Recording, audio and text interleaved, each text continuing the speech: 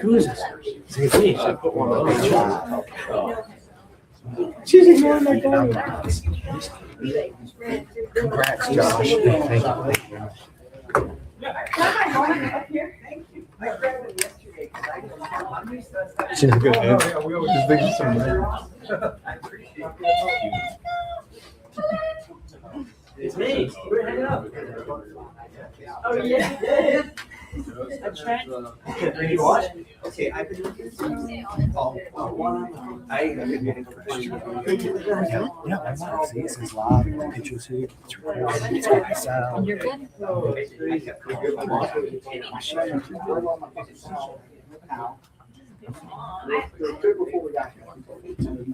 I didn't use it though. I brought mine out. Okay.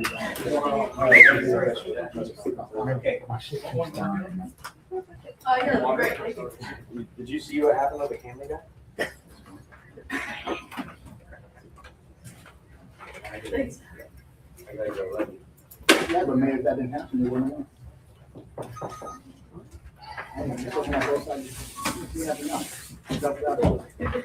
I like threw a person in there too.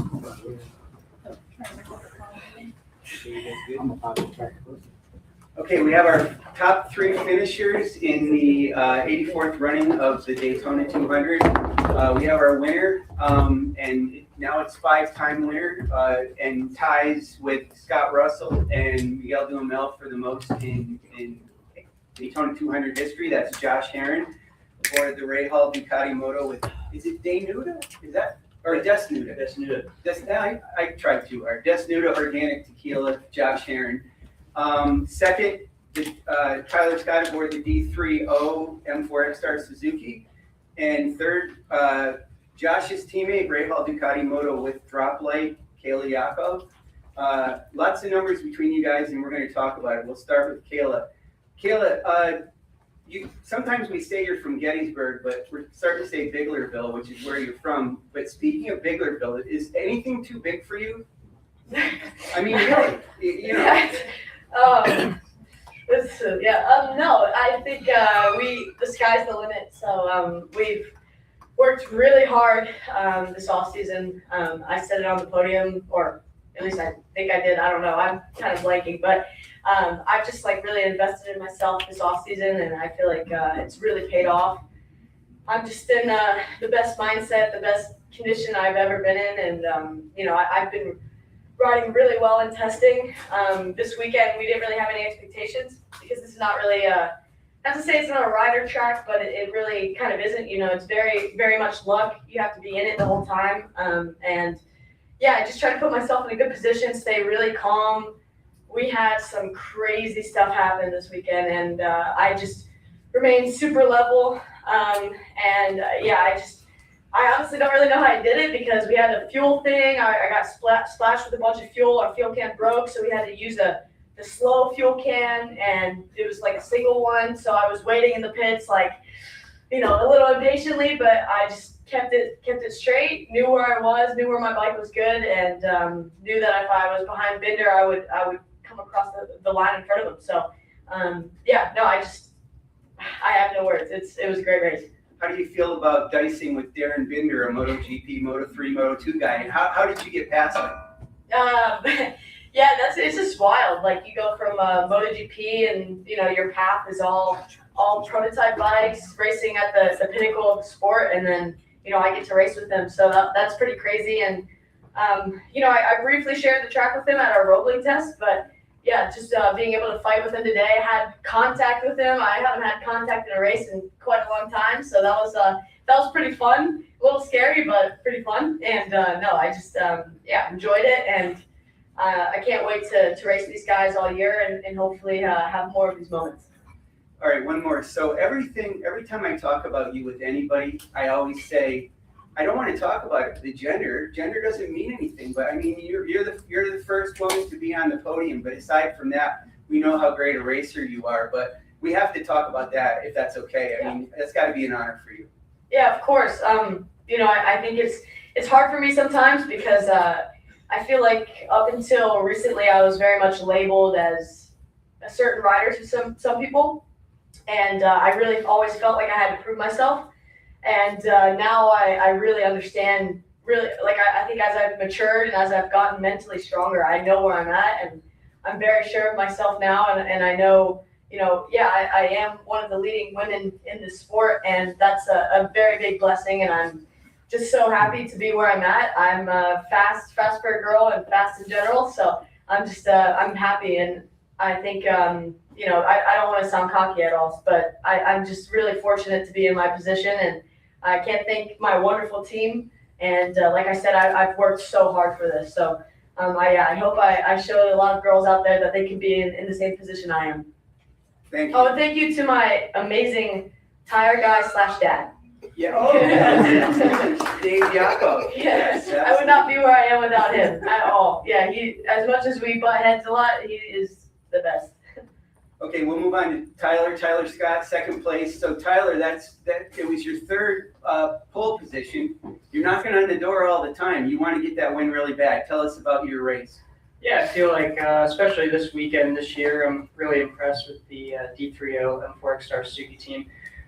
With the consistency and like the Roebling test went really well for us. We came in Daytona just kind of not knowing what to think. We'll go out for the first session. The bike was amazing. The whole first day we didn't touch a single thing on the bike. I felt super comfortable all weekend, and just the consistency gives me confidence going into the season here. And as far as the race goes, we were there in the first stint, kind of got held up by a few lap riders and dropped a couple seconds back. And when we hit the first pit stop, that kind of hurt us a little bit. Just every time we came out, just 5 seconds behind, just trying to make that ground up. And unfortunately, we weren't able to make the push to the front at the end.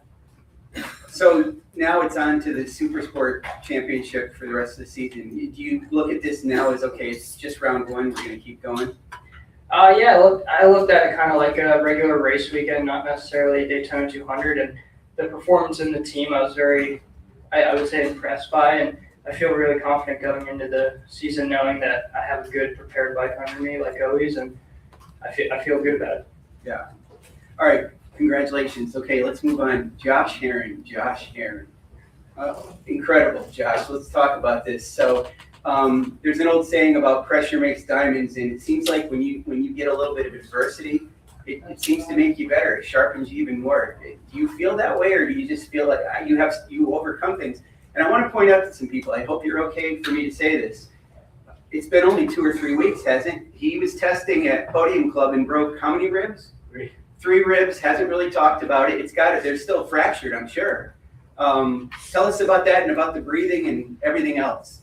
Yeah, it happened a couple weeks ago at Podium Club, and I was feeling sorry for myself until Speeds told me that he won his first GP race with 4 broken ribs or something like 10 days after. I was like, all right, maybe I got this. It's been pretty miserable. I broke 3 ribs and then got sick with some cough or something from my kids 2 days after. So I've been coughing up for a week and a half with the broken ribs. That made it worse because I couldn't let them heal really. But yeah, as far as the race goes, if you had asked me even on the grid last week, 2 weeks ago, how I felt coming into the race, I just would have said I had 0 chance. I mean, I woke up this morning thinking there's no way, because that lap that I didn't qualify yesterday, I took everything I had. I had to get perfect draft, and I've been a second and a half off of Kayla, DeMario, and PJ all 5 days that I rode this bike in preseason testing, and just wanted to put my head into a wall. And was pretty frustrated, but Scott Jensen, that's what's cool about having a crew chief that used to be a racer, because he has that, never give up attitude, and he knows how it is to be a frustrated rider. And I don't know him very well, but we work really well together. And no matter how frustrated I got, he just kept making me feel more positive at the end of each day. Even though I was negative towards him, he just made me feel better every time I would go to the hotel. And we showed up with a good bike today. And it shows. I mean, the first pit stop, I feel like I was like 5 to 7 seconds behind those guys coming out of the pits because my bike wouldn't start, and they pushed me probably, I don't know, it felt like 50 yards down the pit lane. And then I'm sure everybody saw what happened on the pit lane in the last pit stop. The camera guy was filming PJ leaving the pit, and I ran him over. Like I don't even understand what happened. I was so angry. I can't be angry now. Like, now it's just funny, but it was one of the worst moments in my career. It just it felt like something was just helping me out there. And I did an interview earlier this week about Daytona, and it's like, growing up, I grew up, these guys don't probably know what it is, but Angels in the Outfield was a movie I loved, or Cool Runnings, and I go back to the, Cool Runnings, like never give up kind of attitude. I grew up just loving that movie, but I felt like I was in Angels in the Outfield movie, like someone was just, every time something bad happened, I just got carried back to the front, and it was just an amazing race, and I can't thank the entire Ray Hall Ducati Moto team enough. Thank you to Desnuda. Thank you to Brew Wash, Nimbus Healthcare. Thank you to everybody that came in and helped out just for this weekend. It's an amazing feeling. I can't describe what it feels like especially to be wearing this helmet that Troy Lee painted himself to honor Scott Russell, and to have Scott share the helmet on his social media and stuff. And it's a special day, and it just doesn't feel real. I was just breaking down like the last 6 laps, and like I saw plus like 43 on my pit board, and I'm like, there's no way. And I came around again, I'm like plus 44 point something. I'm like, there's no way. He's got the dot in the wrong spot. It's got to be plus 4. And I'm looking back, and I just see Gus Rodeo, but I'm pretty sure I had lapped him. He was lapped down. I'm like, but it took until about 6 laps to go that I realized like we really did have a 40-second lead. And I probably started doing 54s because I was just so nervous and half throttle on the banking almost. And one of the craziest things is that both these kids up here raced at my house. Iron compound. Yeah, exactly. I mean, Kayla was, 7 or 8 coming to my house, and Tyler was probably 7 coming to my house. So it's really cool. I used to feel like old when I thought about it, but now it just feels so cool that we were able to do something like that. I didn't ever think about it like that before, but to give people a spot that, Kayla and both these guys being from Pennsylvania, they drive, 15 hours each way to come to our house. Like, Kayla's coming once a month or something like that. So it's a special day. So thank you to everybody involved. Sorry for the long-winded answer, but thank you guys. Okay. So listen, so 5 in a row, 4 in a row and 5. And Jason Pridmore said it. I agree with him. You're still relatively young. You could keep going with this. We don't know what's going to happen with you next year, what you're going to do, but I would think you'd want to come back and race the Daytona 200 again, wouldn't you? Yeah, for sure. I mean, Hayes is 51. Yeah, exactly. Yep. So, and he's still, in time attack and on the lead lap with us and up the front for the first stint until I don't know what happened, but I don't see any reason to stop. I mean, I love racing. I've been racing professionally now for 20 years. I've been racing bikes for 30 years, and it's different now than it used to be. It's not the same feeling as I'm sure it is for these guys. It's Rick, Kayla, and Tyler, but it's when I have a good bike under me and I can go battle for wins, it's fun. When I'm not able to battle for wins, I wonder why I'm still here. But it's something special, and it's like a drug. You just can't stop. Right. As long as I can keep doing it and be on a competitive bike, I'll be here. But if it ever gets to the point where I can't be on competitive bikes, I don't want to be putting my body at risk. But I'm still having fun. Just one more for me. So let's talk about the team. You were a late addition to this team. In fact, when it happened, I wasn't sure I was understanding it very well because, and then to be in super sport as well. But four riders on the team, obviously that's a lot of pit stops and a lot of details. Kayla kind of touched on it a little bit, but talk about your team and maybe the teamwork and the other teammates you have as riders and crew, what that all means to you. Yeah, I'm still new to the team. We've only been together, I don't know, I guess 7 days now, but obviously I have a long relationship with Kayla. I'm friends with PJ. DeMario was on the team I was on the last 2 years. So, and I know a lot of guys on the crew.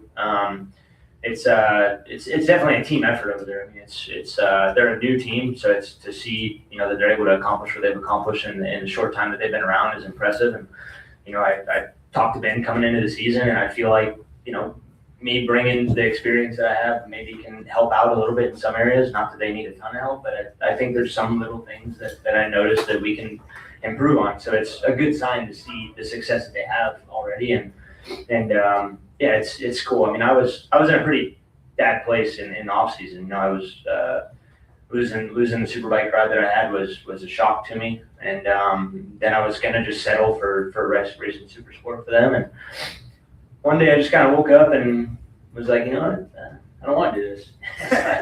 called Ben and yeah, Graham Rahal was on the phone with me. We were both in California, and I got 3 kids now, and I'm up at 5 o'clock every day, and I text him. I'm like, I'm up at 5. I don't know when you want to talk. He's like, 5 is good for me. So we had a phone call at 5 in the morning, and by 3 o'clock, I think we had gotten together and raised the money that we needed to raise, and yeah, had a contract within 2 or 3 days, and it's been pretty crazy, but a lot of fun, and I learned a lot from him. He's got that same attitude that I have about finding sponsors and finding money. He just hustles until he gets what he wants, and he doesn't see a limit.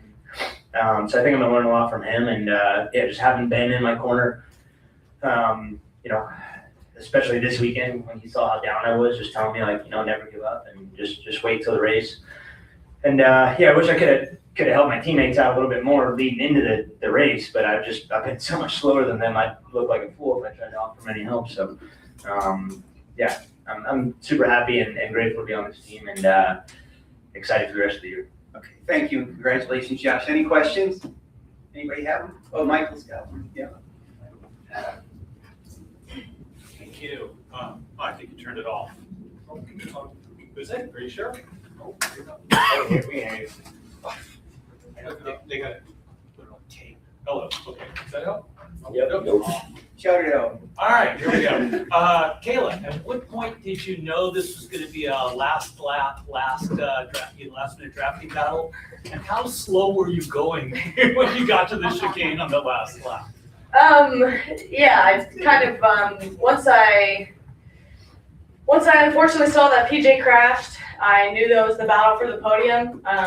Bender had quite a bit of a better stop than I did. Like I said, we were with that fuel and just kind of waiting, and I could see Bender about to go, and I was like, man, I'm gonna have to catch up quite a few seconds. So hunted him down, and then from there, I originally was gonna try to pull a gap, but I could tell, he's experienced. If you see someone in front of him, he's gonna latch on, and that's what he did. So kind of just had to play a waiting game, and yeah, I think at that point there was probably 10 laps to go, and I just knew that I could probably draft him to the line, but just a little bit of cat and mouse. He definitely was just going for it, and I was fine with that because I wanted to stay behind him and just get him to the line, which I knew I could do. So I'm really happy with his result, and I tried to play it as smart as I could.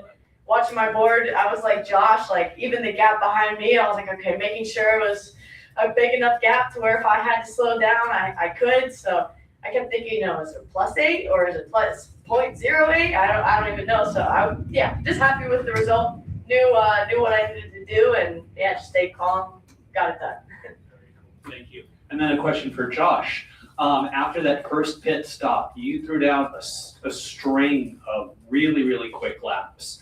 How hard were you pushing? I mean, were you like, I've got to make up this gap, and if I crash, I crash? Were you sort of in that mode, or describe what that was like? No, I just tried to be calm. Like I really did. I felt like I said, I just when I needed it, it just started clicking, and it just felt like one of those days where there was of course hard moments in the race. The whole race was hard, but in those moments when I did like whatever the 48 was, it's just like this kind of calming moment, I guess. Like in movies when you see like the slow motion scene of the guy, and like there's just all these thoughts going through my head. Can't really explain, but it's it was calming. It was cool. I was able to like just think a lot. I think that's what I like most about Daytona is I'm able to like think about 1,000 things in one turn. Like it seems like a lot of times, and that helps a lot here because there's so much strategy involved. And front tires were moving around a lot, and a lot of stuff going on. Did it feel like during that string of laps, did it feel like you were going fast, or were you even surprised when you saw the times? No, I was surprised. I mean, it happened last year too. I mean, last year I think I did a 47.8 or something like that. So it was same situation too, I think, just trying to catch back up. I've always been like that. I've never been like a practicer or a qualifier, but when there's something on the line, like Sean said, it just happens. It just, I can pull it out somehow. Thank you both. Anybody else? We're good? Okay, thank you. Thank you.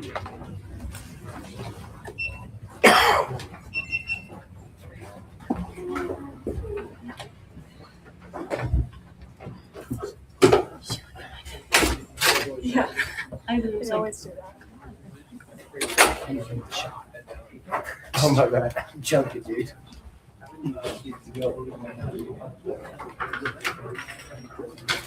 Yeah, I can. I don't care. Champagne. Oh, yeah. I want Oh, I didn't know if you you wanted me to take it or you want fire. I don't know. Okay. I'm in the media center. Oh, okay. I'm with Josh and Kayla and everybody. I do need those guys for the. Yeah.